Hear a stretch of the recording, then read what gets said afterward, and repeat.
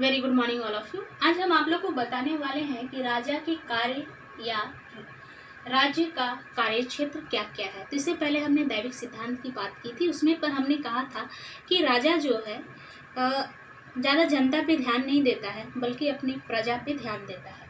तो यहाँ पर हमने राजा के जो कार्य हैं राज्य के लिए उसके बारे में जानकारी देना चाहती हूँ।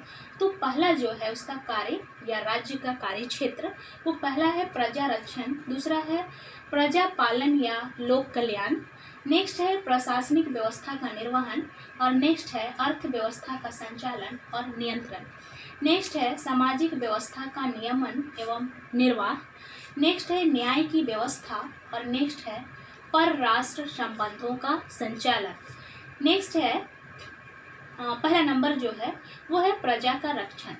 तो ये प्रजा का रक्षण में यहाँ पर कहा गया है कि प्रजा का रक्षण के लिए ही ये बनाया गया है, अतः राज्य के द्वारा अपराध प्रवृत्ति वाले लोगों से प्रजा की रक्षा की जानी चाहिए। तो प्रजा का रक्षण मतलब हमारे राज्य में हमेशा कुछ न कुछ ऐसी घटनाएं घटते रहती है, तो उसको बचाने के लिए हमेशा हमारा जो राज्य के जो राजा हैं वो इनकी नियुक्ति करते हैं, और इसकी रक्षा के लिए ही प्रजा का रक्षण करना अत्यंत अनिवार्य है, और जनता जो है हमेशा राजा की प्रजा का ही रक्षा करता है।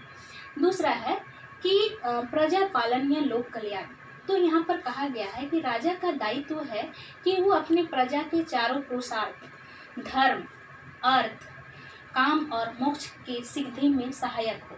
मतलब हमेशा अपने प्रजा के लिए ये कार्य करे कि जो भी उनके प्रजा में जो लोक कल्याण की बात कही गई है, जो भी उनसे संबंधित कार्य है, ये सारी चीज़ें जो है कि उनको राजा को देना होता है, और राजा ही इस कार्य को आगे बढ़ाते हुए राज्य के विकास के लिए बात करता है और जनता के हित के लिए बात करता है। तो यहाँ पर सबसे पहले पुरुष को धर्म, अर्थ और काम और मोक्ष की सिद्धि में सहायक होना पड़ेगा, तभी हम किसी प्रजा की रक्षा कर सकते हैं। दूसरा है कि प्रशासनिक व्यवस्थाओं का निर्वाह करना। कहने का अर्थ है कि यहाँ पर प्रशासनिक व्यवस्थाओं का निर्वाह हेतु राजा के द्वारा योग्य व्यक्तियों को अधिकारी और कर्मचारी पद पर नियुक्त किया जाना चाहिए। तो हमको प्रजा की रक्षा के लिए ऐसे व्यक्तियों की नियुक्ति करेंगे जो राजा की रक्षा कर सके, उसकी प्रजा की रक्षा कर सके, और जो भी अधिकारी होगा उनके लिए ये पद तय किया गया है कि जो कर सकता है उस कार्य को, उसी की हम नियुक्ति करेंगे। दूसरा है कि अर्थव्यवस्था का संचालन एवं नियंत्रण। तो जब हम प्रजा की बात करते हैं तो उसमें अर्थव्यवस्था भी आता है, जिससे कि अर्थव्यवस्था के तहत हम राजा का ही संरक्षण करेंगे और राज्य के लिए कार्य करेंगे, तो उसकी अर्थव्यवस्था को भी हमें संतुलन में रखना होगा, और उसका संचालन भी हमको सही तरीके से करना होगा, और उसका नियंत्रण भी हम सही तरीके से करेंगे। दूसरा है, नेक्स्ट है कि सामाजिक व्यवस्था का नियमन एवं निर्वाह करना।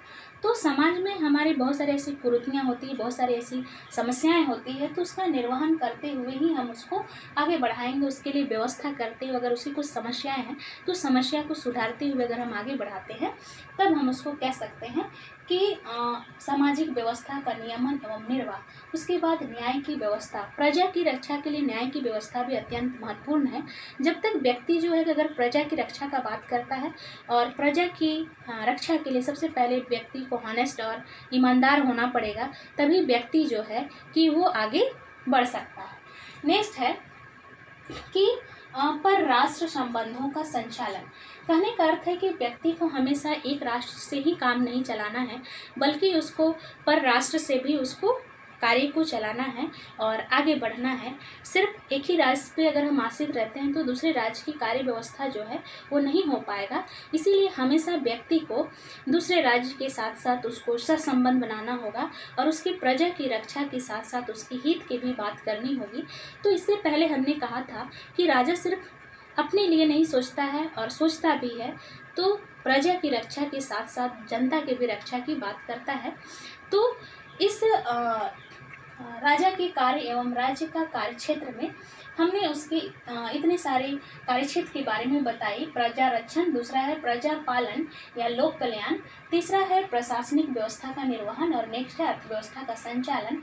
तो ये सारी चीज़ें जो है कि हमारा राजा के कार्य और इस कार्य को आगे बढ़ाने के लिए हमेशा राजा की रक्षा और राजा को सुरक्षा करते हुए, उसकी प्रजा को रक्षण करते हुए ही हम उसको आगे बढ़ा सकते हैं। धन्यवाद।